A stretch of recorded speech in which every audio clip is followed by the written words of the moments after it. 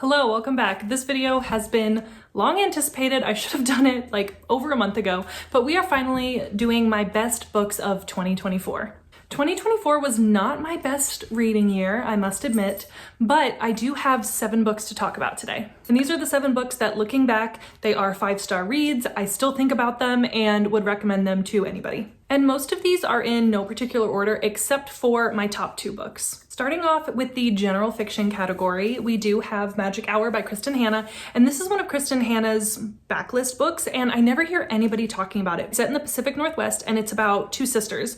One is a detective, and she is tasked with finding this little girl and figuring out who she is, where she goes, where her family is, who's going to take care of her.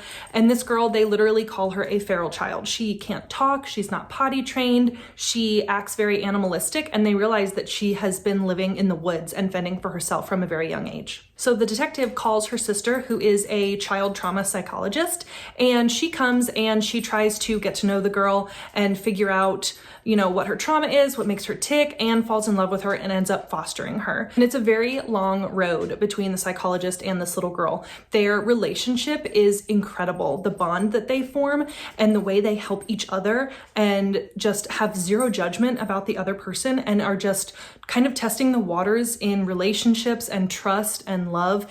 And it is just such a powerful found family bond that they have. And then you also delve into the demons of the psychologist and her detective sister. And the representation of the little girl in this book was very similar to the type of work that I do working in psychiatric residential treatment. And this is one of the closest in reality that I have read about. Most of the time, with books like this, I find that it's very unrealistic to real life, but this is so realistic and so well done and so empathetic and so well thought out. Like if you told me Kristen Hanna was a child trauma psychologist, I would believe you because she really did her research and you were in the head of this psychologist and you could just tell that Kristen Hanna really wanted to do this story justice, and she definitely did. Next, we're going to talk about my favorite romances, and I have 2 of them today. The first one I'm going to talk about is Funny Story by Emily Henry. And this one is on my favorites of the year because it really did surprise me. I really disliked Emily Henry's former release before this, so I had very low expectations going into this. But I really like that it was kind of a friends to lovers, forced to live together in a small apartment trope. Daphne is a children's librarian, and it delves a lot into what that world looks like. We have a friend joining us now. But Daphne and Miles are just really down-to-earth, realistic characters. They're not the hero and heroine. They're not trying to be something that they're not. They're just simple, and they have a simple love story, and I just really enjoyed it. And there was a couple of things I didn't like about this book, but honestly, I can see past the Crocs and recognize Miles as a decent human being and a good match for Daphne. It also very much romanticized Michigan, and there's one part where Daphne shows Miles around the little town in Michigan that they lived in, and I just really loved that. I loved the environment, I loved the ambiance of Michigan, and it makes me want to go and visit the small town. Daphne also had a very interesting relationship with her mother, so that was kind of an interesting side plot as well. And I know this isn't people's favorite Emily Henry book, and it's not mine, but it definitely surprised me this year. And then my other favorite romance of 2024 is, of course, Just for the Summer by Abby Jimenez. I've read everything Abby Jimenez has put out. I will read her grocery list.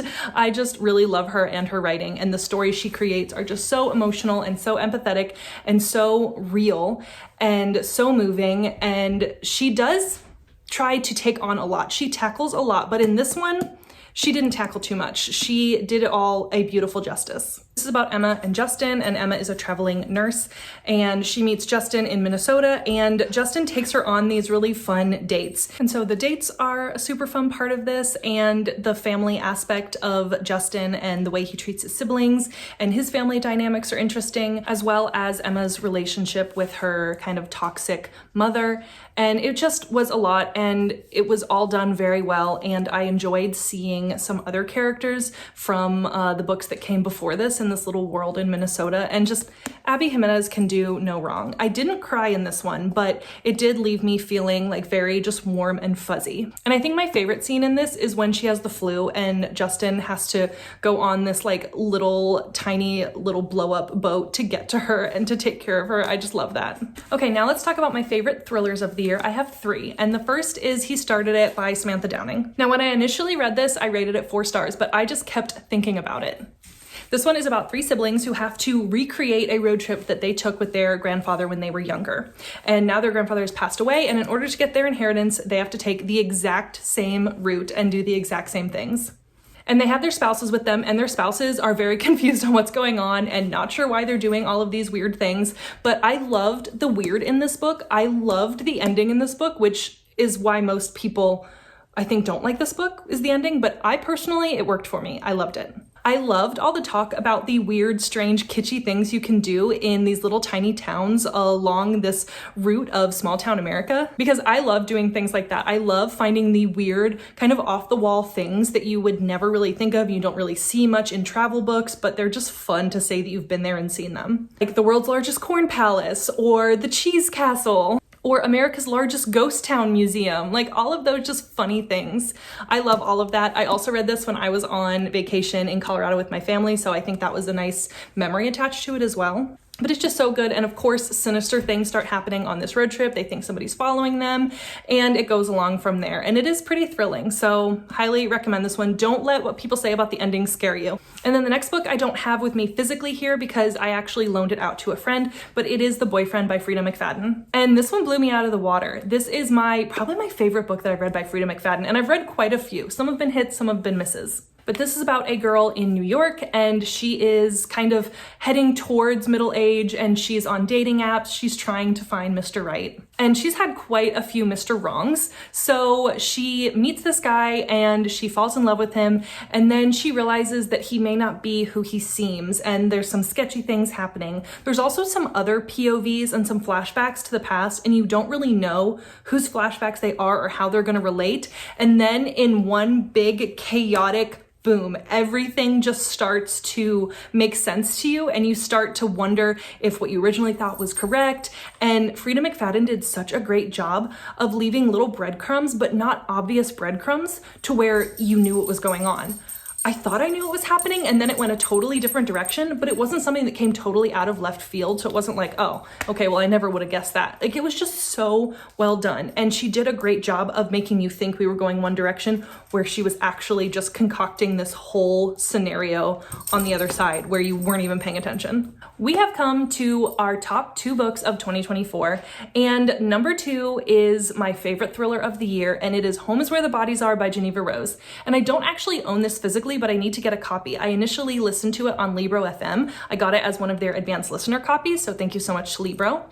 And I binge listened to this on my way to the beach in May. It is about 3 siblings. I feel like I have multiple books about sibling relationships and sibling drama here. Maybe that's a trope that I like. Maybe I should delve more into that, because I'm starting to see a trend here. But these 3 siblings assemble in their childhood home after their mother has passed away. And one of the siblings was taking care of the mother while she was aging, and then now has the task of helping her siblings to kind of settle all of her affairs and sell her house and all of that.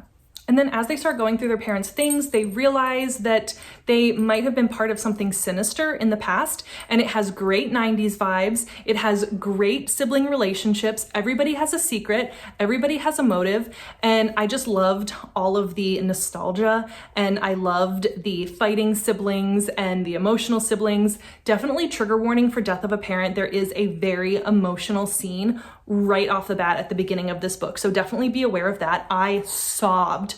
I was sobbing within like the first 3 pages of the book, but don't let that stop you. Definitely, if you can push through, definitely do, but just be aware of that trigger warning. I just loved it. It was fun. It was out there. It was a good time. It was a popcorn thriller, and it didn't take itself too seriously. All right, and we have come to my favorite book of 2024, and it is, of course, a historical fiction, and it is The Frozen River by Ariel Lawhon. I have been raving about this book all year, so this shouldn't be a surprise to anybody. But this is based on a true story of a real midwife in the 1700s in Massachusetts.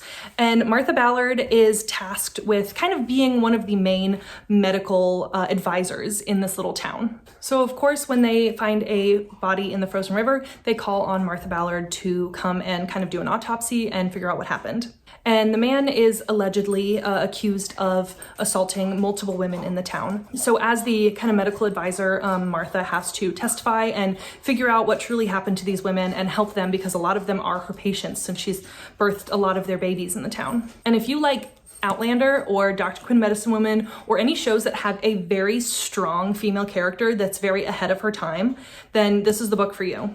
And her husband in this book is everything that I want in a book husband. He is funny, he is attentive, he is strong, he is a supporter of his family, but he also stands up for what is right, and he just balances Martha out so perfectly. As you can imagine, there's a lot of heartbreak in this, but it's so good. Martha goes through a lot, but she is so strong and she comes out on the other end and she supports her family and she stands up for what's right and she stands up for her town, and it's just so good. I just can't say enough good things about this book, and don't let the 1700s part scare you. It really didn't feel like it was that far back, but this is definitely one to try if you like any of the things that I talked about. I just can't say enough good things about this book, and I can't wait to read more by Ariel Lahan. Okay, we did it. Those are all of my favorite books from 2024. I'm sorry it took me so long to get this video out to you all, but life has been lifing. Please let me know down in the comments below if you've read any of these books, and if so, what did you think about them? Also, let me know if I've just convinced you to pick up one of these.